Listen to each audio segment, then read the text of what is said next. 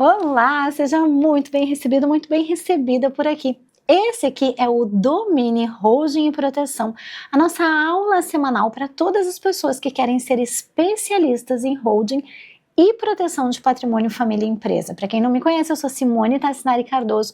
Já vai dando um like por aqui para esse conteúdo aqui chegar em mais pessoas e bora conversar.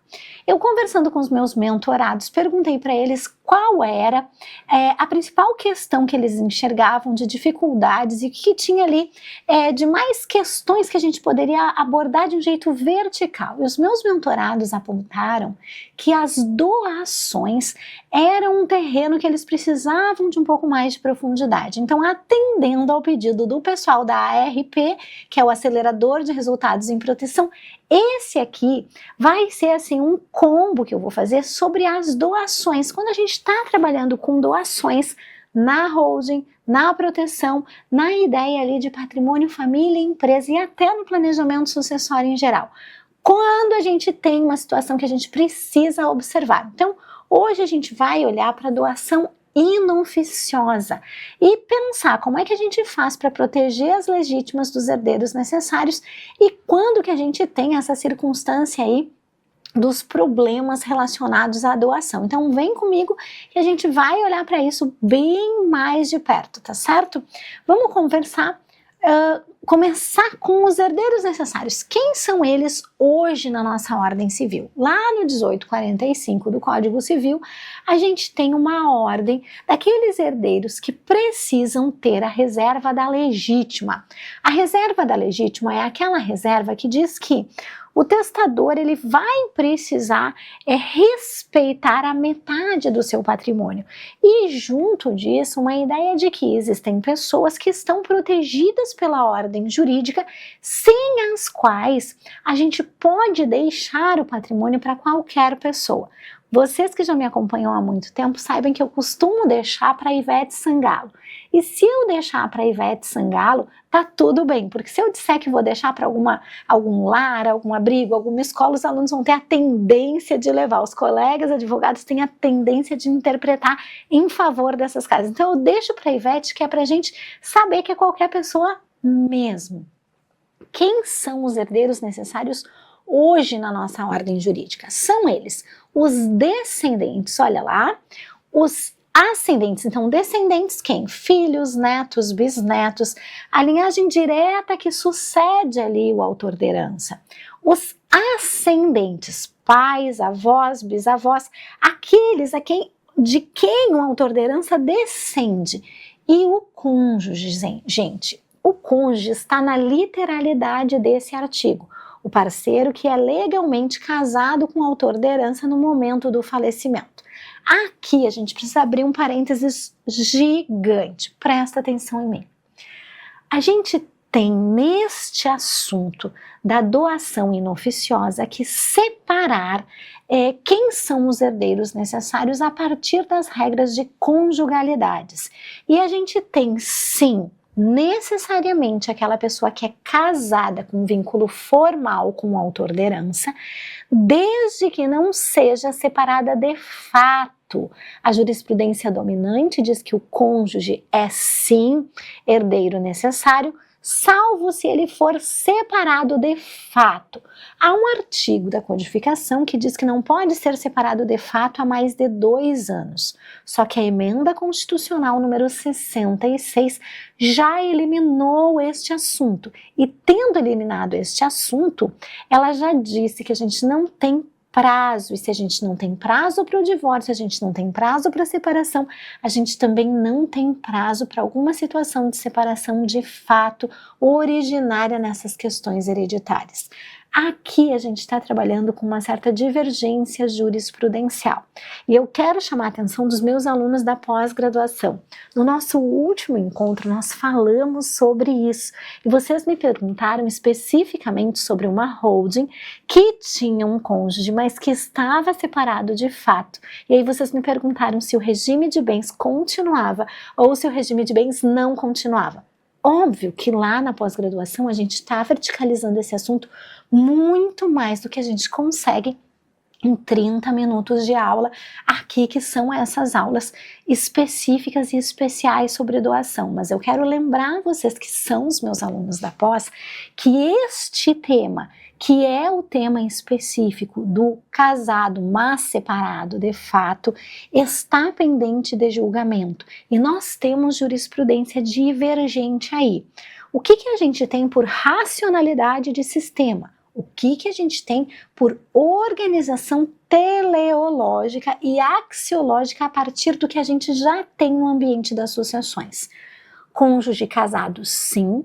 Cônjuge já separado, de fato, não, porque já eliminou regime de bens. Então, lembrando daquela nossa aula, daquele nosso encontro que tivemos, quando vocês me perguntaram especificamente isso, eu retomo aqui e dou a saber para o restante das pessoas, inclusive quem já está na rede de advocacia protetiva, essa circunstância aqui do separado de fato.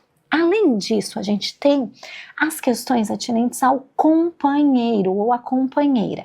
O companheiro é aquele que está em situação de união estável, que é a família pública, contínua e duradoura, com objetivo de constituição familiar, estabelecida entre duas pessoas. Então, eu tenho requisitos que são requisitos objetivos e requisitos que são subjetivos para isso.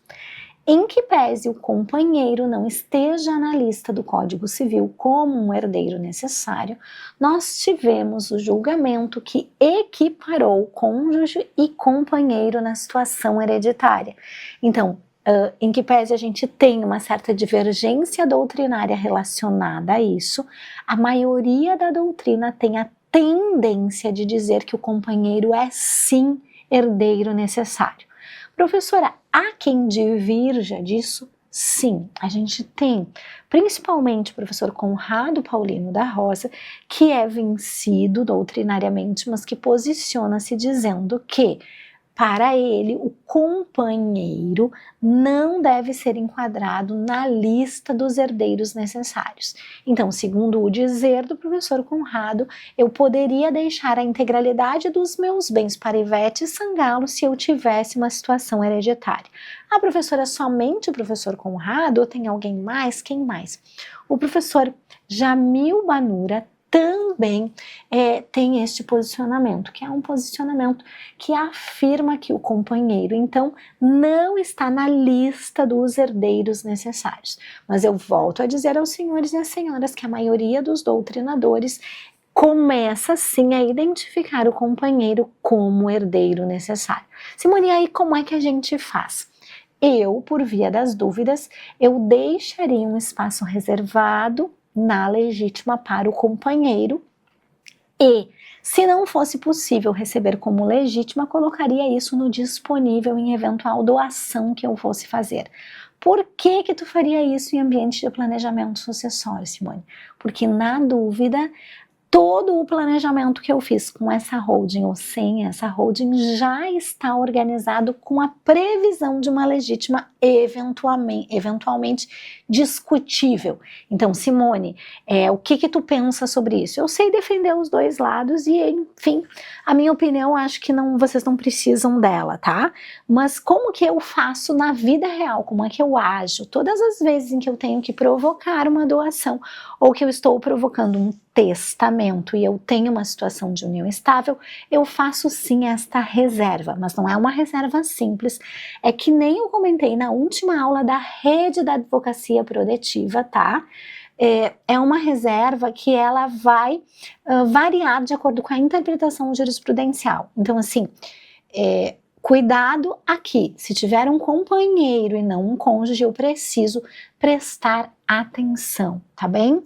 Se você, gente, tá em dúvida se essa área é a área para você, se você, em que momento que você tá na sua advocacia, se você tá indo bem ou não tá indo bem, saiba que a minha equipe, ela está preparada para fazer um diagnóstico da advocacia.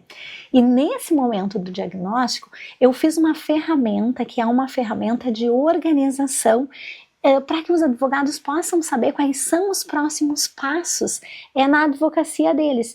E aí, neste lugar, de fazer essa avaliação, você pode no final desse vídeo aqui levantar a mão e dizer: eu queria passar por essa avaliação para saber como é que é, eu quero saber como é que tá o diagnóstico aí da minha advocacia, tá certo?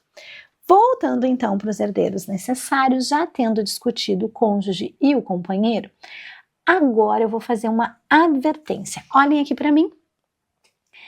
É anulável a venda de ascendentes a descendentes, salvo se os outros descendentes e o cônjuge do alienante expressamente houverem consentido. Olha aqui para mim. Diferente das doações, a compra e venda precisa da anuência dos demais.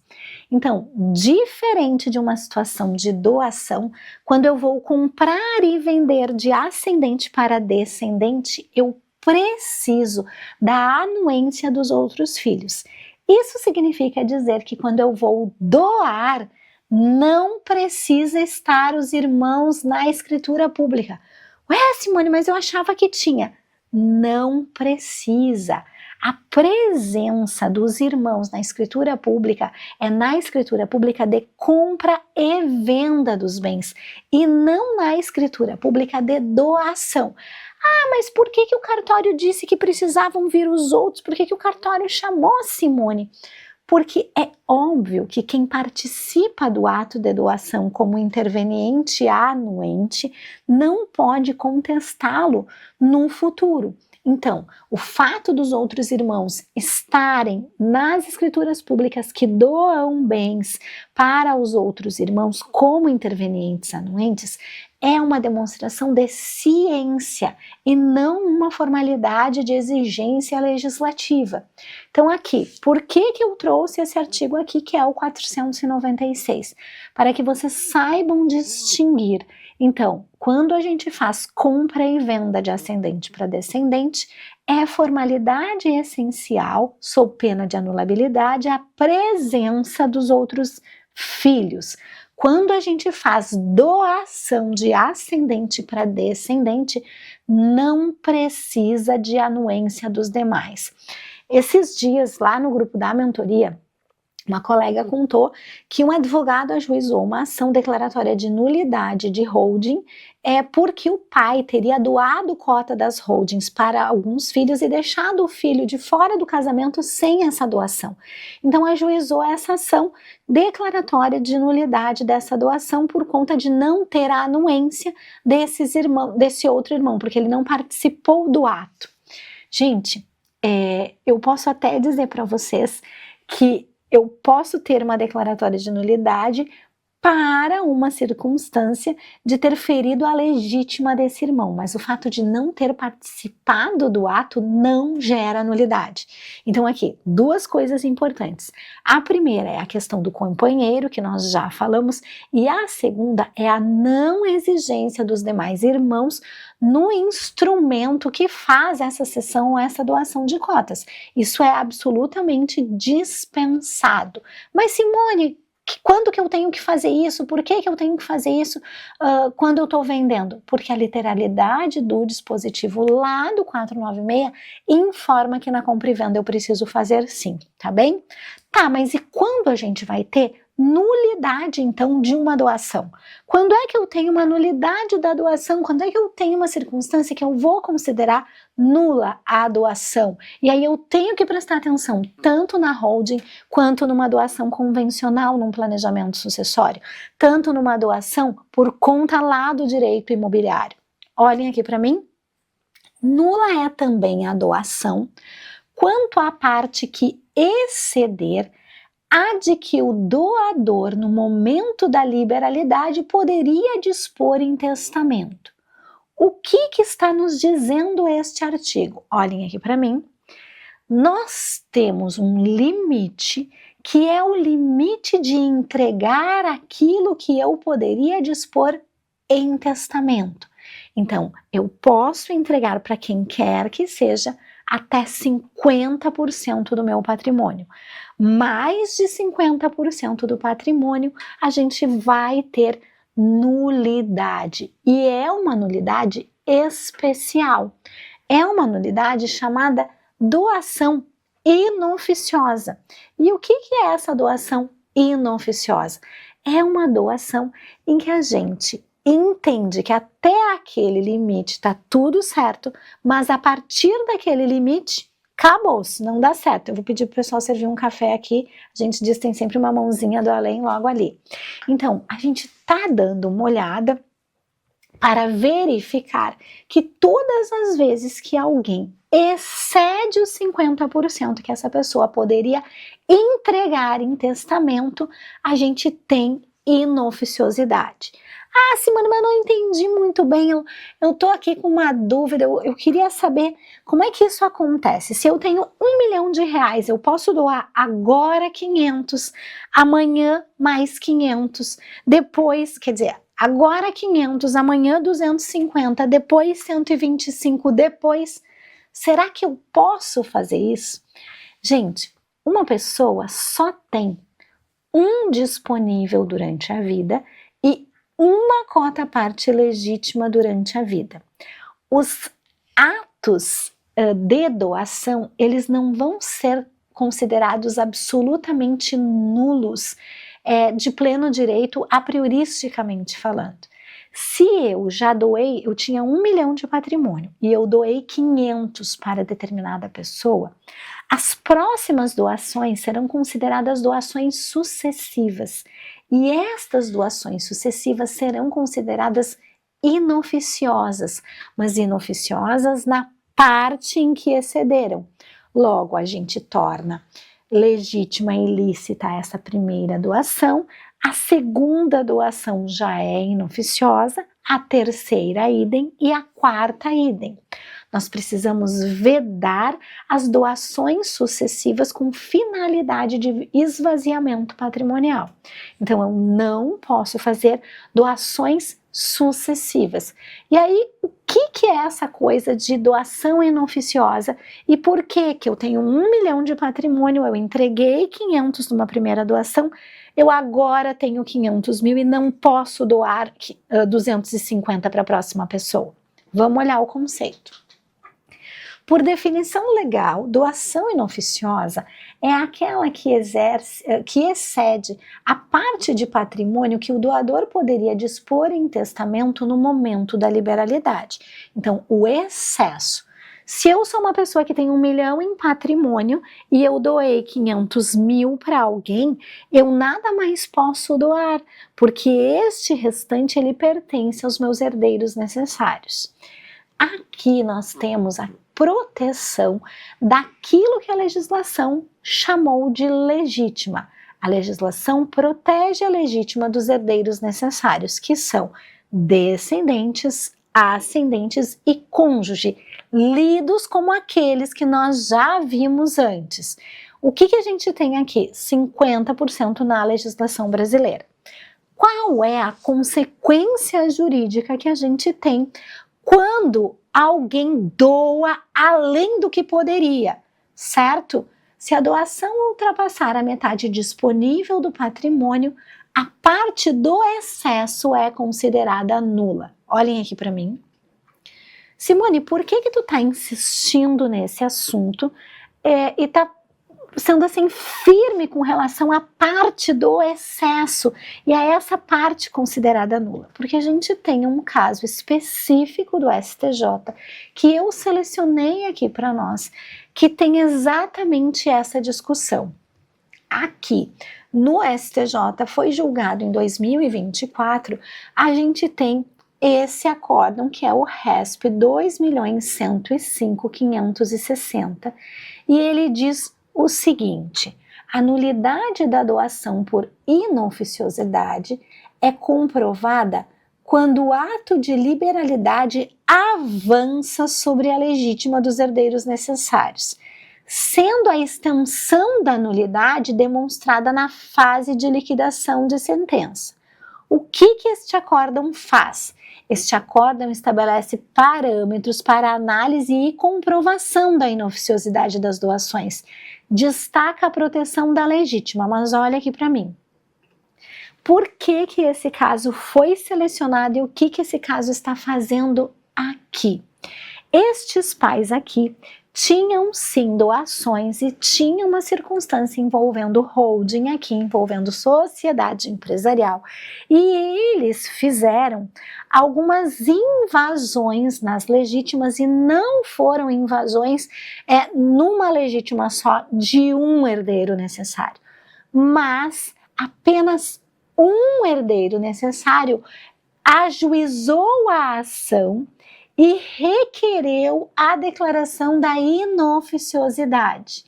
E aí, o que o STJ disse a esse respeito? O STJ disse assim: olha, se eu tivesse diante de outro tipo de nulidade, eu traria como efeitos uma nulidade que importa absolutamente na exclusão desse ato do universo jurídico. Esse ato é nulo, e de tão nulo que ele precisa ser eliminado dessa ordem jurídica, mas não foi isso que o STJ fez.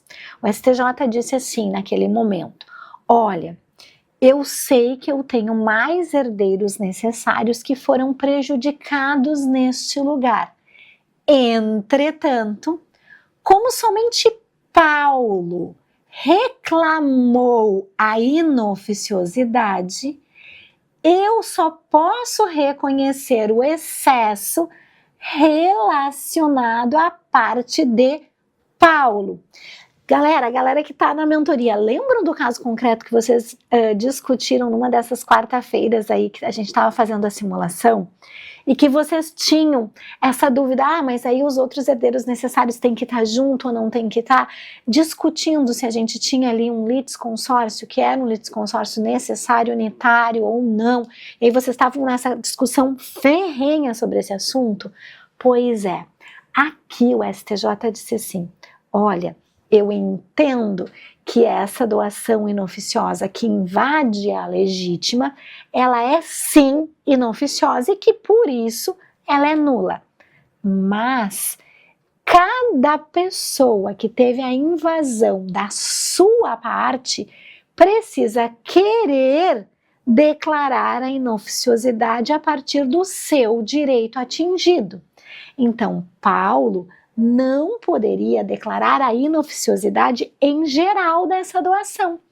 Paulo teria que declarar somente da sua parte. E aí eu sei que vocês que estão aí vão me perguntar: Simone, esse tipo de assunto a gente tem dentro da pós-graduação em holding e proteção de patrimônio, família e empresa? Claro que sim. Quando a gente trabalha verticalmente esses assuntos, eu já aviso para você onde que está a parte das doações. Lá no módulo de planejamento patrimonial e sucessório.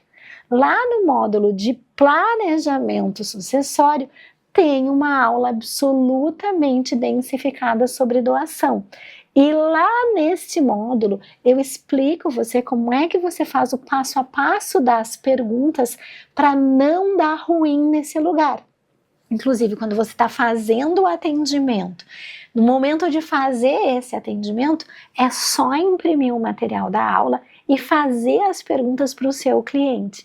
Então, assim, quem já é da pós já tem acesso ao material.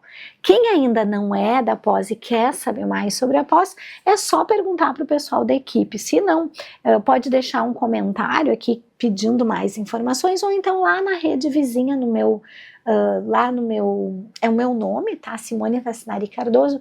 Sempre tem alguém da equipe disponível para explicar o que está dentro dessa pós-graduação, quanto tempo tem para concluir. E agora os meus alunos, que faz 4 meses que entraram, já estão recebendo seus certificados, inclusive com o material de apoio já. Então está sendo bem interessante esse lugar. Quais são os principais pontos desse acórdão que a gente precisa destacar? Olhem aqui comigo.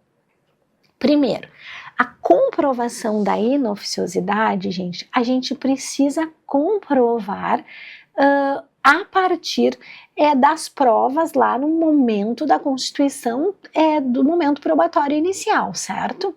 Depois, eu preciso comprovar a extensão da nulidade na fase de liquidação. Então, veja que a gente tem uma separação aqui, olhem aqui para mim. a prova da inoficiosidade no início da demanda na fase probatória lá. Tem uma fase probatória que eu provo que tem inoficiosidade. Agora, o quantum dessa inoficiosidade, isso pode ser em liquidação de sentença. Não precisa ser tudo ao mesmo tempo. Então, eu provo a existência da inoficiosidade lá naquele momento, naquele início, mas o quanto que invadiu, aí eu entro na liquidação. Bora lá. É necessário prova robusta documental para demonstrar o avanço sobre a legítima. Por que isso, gente? Porque com relação à entrega de bens, a gente não aceita depoimentos. A gente tem trasladação patrimonial e isso está no módulo de direitos reais da pós-graduação. E se você não entrou na pós ainda, mas só é membro da rede de advocacia protetiva, certo? Que é um espaço que eu criei para que os profissionais dessa área consigam se encontrar e trocar figurinhas sobre esse determinado assunto, tendo ali sempre aulas atualizadas, que estão organizadas por assunto. Presta atenção aqui, porque isso aqui parece processo, mas na realidade isso aqui, gente, é direito material puro. Como assim direito material puro, Simone? Se eu não tenho prova documental de trasladação patrimonial, a testemunhal ela não vai servir nesse momento. Ah, Simone, mas por que não vai servir? Porque a inoficiosidade, ela importa no empobrecimento de alguém e no enriquecimento de outra pessoa. E é essa prova da desproporcionalidade entre os 50% aqui relacionados à legítima que precisa ser realizada, tá certo? Quais são os limites de uma declaração de nulidade? Olhem ali. A nulidade, ela deve se limitar, gente, à legítima do autor da ação. Então, eu não preciso comprovar a nulidade de todos os irmãos. Eu tenho que provar que a minha aconteceu. Então, eu não tenho que me responsabilizar por mostrar que invadiu a legítima de todos. Não, eu tenho que provar a minha. Depois, não posso me estender à legítima dos demais herdeiros sem que tenha um pedido específico. Volta aqui para mim. Cada um protege o seu direito violado. E essa proteção do seu direito violado, gente, ela implica em que eu, Simone, possa manejar um instrumento mesmo se a minha irmã não quiser ficar mal na foto. Ai, não, a minha irmã não quer ajuizar a ação, ela não quer, ela tá muito ruim. Mesmo que a irmã não queira, ainda assim, eu posso ajuizar a ação para o herdeiro que deseja. E isso é uma informação extremamente relevante, porque às vezes o nosso cliente é aquele que não quer, só que o irmão dele tem intenção de fazer isso. E aí a gente precisa, naquela fase 2, que vocês já sabem da advocacia. Quem já está na advocacia protetiva usando o método leve já sabe disso, mas naquela fase 2 é trazer esse irmão para o seu lado. Por que tem que trazer esse irmão no seu lado aqui na fase 2? Você deixar para ir na fase 3 já vai dar ruim. Então, é na fase 2 que você vai ter que chamar esse irmão, e é decorrência desse tipo de julgado aqui. Beleza. E aí, a gente tem uma terceira consequência que é óbvia, que é o doador pode livremente dispor da metade do seu patrimônio. O que o acórdão reforça aqui, gente, é que a inércia probatória dos donatários não pode beneficiá-los. Olhem aqui para mim. Aos que dormem, o direito não socorre, seja ele seu cliente ou não. Quem trabalha com advocacia protetiva, seja aluno meu da mentoria, seja aluno meu da especialização, seja aluno meu da rede, não pode deixar o cliente dormir. Por isso, gente, que eu vivo dizendo que a advocacia em holding e em proteção família e empresa é uma advocacia que se renova e nós já temos que ter ali a próxima etapa, que seria a etapa número 3 engatilhada, que é a etapa da revisão desses procedimentos. Então, eu passei pela etapa 1, pela etapa 2 e implementei, e logo em seguida eu tenho que ter a data da revisão.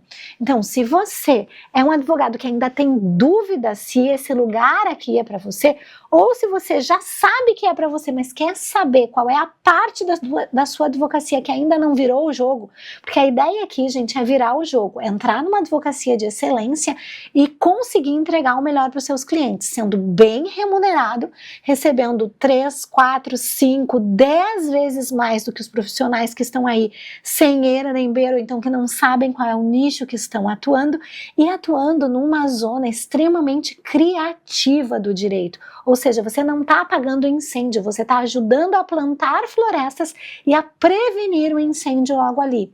Então, assim, tá na dúvida qual é a parte que está te faltando para virar o jogo dessa advocacia? Entre em contato com a equipe, gente. Quando for baixar o material, pede um diagnóstico, porque eu montei um instrumento maravilhoso para que vocês possam fazer o diagnóstico da sua advocacia e vai ser atendido por um profissional, por um especialista da minha equipe. Então, não perde por esperar, gente. Vai lá e já diz assim, olha, eu quero fazer. Por enquanto, esse diagnóstico está gratuito. Não sei se no momento que você está assistindo esse vídeo ele ainda vai estar gratuito, porque muitos alunos, inclusive, estão pedindo para a gente aplicar esse diagnóstico na vida deles, estão usando esse diagnóstico para dar o salto que precisa, como a mola que precisa é para a advocacia ir para frente. Então, a gente vai precisar prestar atenção nesse lugar. Quais são os elementos que são processuais relevantes aqui? A gente precisa ter certeza sobre o debeatur, então a gente vai ter certeza de que é devido, né? Então eu preciso provar na fase de conhecimento que isso foi devido. A gente pode ter dúvida sobre o quantum, que é debeatur, ou seja, o quantum devido, e isso pode ser mostrado depois, aí numa fase de liquidação, a gente não precisa fazer isso na fase antecipada, e a gente tem limites do pedido, a gente tem um pedido formulado pelo autor e o autor pode declarar a inoficiosidade da sua parte. Nesse caso, gente, isso não é uma sentença condicional. O tribunal disse assim nessa sentença, olha, que está demonstrado que teve aqui uma invasão, está demonstrado, mas o quanto que é essa invasão eu vou remeter para a fase de liquidação, tá certo? O que a gente teve aqui nesse caso, e eu vou mandar para vocês o inteiro teor também, para que vocês não precisam perder tempo aí selecionando. A prova documental foi robusta, então sim, eu tive prova documental robusta. A gente teve uma inércia provatória injustificável dos outros irmãos, então que a parte doadora entregou, sim, cotas da pessoa jurídica para os demais, e os demais tipo, nem se deram bola, mas a gente teve um que disse, não, só um pouquinho, tá errado isso aqui. E aqui a gente tem uma questão de ausência de cerceamento de defesa também. Neste caso, gente, específico, se o pedido do recorrente e recorrido Paulo se limitou ao reconhecimento da nulidade da doação inoficiosa naquilo que ultrapassou a sua própria legítima, não poderia a sentença e o acordo reconhecerem a nulidade da doação inoficiosa daquilo que ultrapassa a legítima de todos. Então, olha aqui a novidade nesse lugar, senhores e senhoras. Não é uma questão de, quem sabe, Simone, não. A gente tem um paradigma fixado pelo STJ que não é um paradigma muito simples, mas que está dizendo, olha, cada herdeiro precisa proteger aquilo que é seu. Então, se for o caso, senhores e senhoras, de fazer uma notificação para os ascendentes aí dos seus clientes, lembrar de notificar com efeitos erga omnes, ou seja, na fase 2 lá, de acordo com o método, incluir todos os demais. Simone, como é que eu faço isso?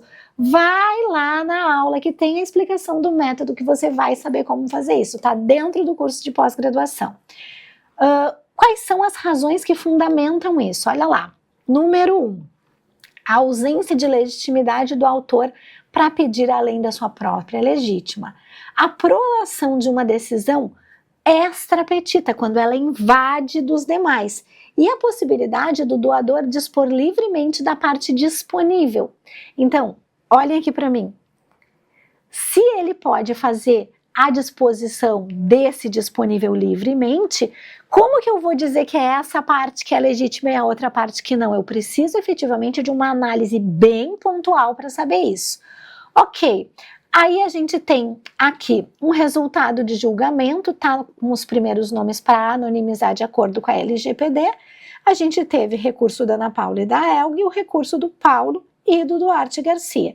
Ah, Simone, quando que foi julgado? Foi julgado ali em 2024. Olhem aqui para mim. Deixo com vocês, então, algumas conclusões, que são conclusões importantes, para que vocês possam fazer uso já na sua advocacia logo agora. Então, quer entrar nessa rede, receber materiais como esses completos, esteja comigo, já pergunta assim, como é que eu faço para acessar essa rede, Simone, como é que eu vou fazer? Ou quer o seu diagnóstico? Eu quero o diagnóstico, como é que eu faço? Quer saber como é que faz a mentoria? E a mentoria, gente, é aproximada até montar peças como essa, a gente ajuda os nossos alunos, porque eu sei que não é fácil, tá? Então, assim, a ideia é entregar tudo de melhor, e a mentoria é, com certeza, aquilo que a gente mais faz. Quais são as conclusões aqui? A doação inoficiosa não é nula total, ela só é nula na parte que excede.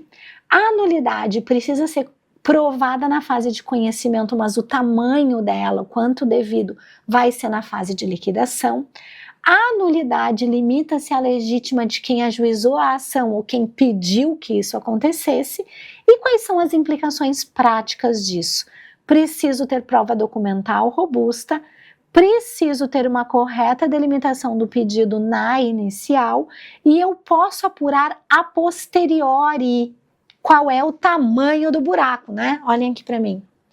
Qual é o tamanho da invasão? Eu não preciso estar de início ali com a prova do tamanho da invasão da legítima. Ah, Simone, se eu pudesse escolher um produto teu, assim, de galera, para fazer hoje, o que tu indicaria para a gente fazer? Se você pudesse escolher, eu diria, o que você quer? Você quer ter um acompanhamento comigo mais pessoalizado, tendo resultados rápidos, mais rápidos a jato mesmo, inclusive com marketing, inclusive com tudo mais rápido? Mentoria. Quer ter resultados com certificado de pós-graduação, com certificado aprovado pelo MEC, podendo expor, inclusive nas redes sociais, que você é especialista, fazendo um upgrade aí, com qualidade técnica e responsabilidade, aí pós-graduação. Ah, mas eu não quero nenhum desses, eu não quero ir rápido, eu quero ir devagarinho, porque eu sou mais lento. Rede de advocacia protetiva. Ah, mas eu nem sei, não sei nada. Se não sabe, vai para o diagnóstico, porque aí você vai ter um raio-x da sua advocacia. E esse raio-x, ele faz toda a diferença. Pergunta para quem já passou por esse raio-x. Meus próprios alunos estão dizendo que o raio-x, só de preencher esse raio-x junto com o especialista, já mudou a vida. Eu te vejo na próxima aula e lembra, pode mandar perguntas que eu vou ter o maior prazer em gravar vídeos como esse.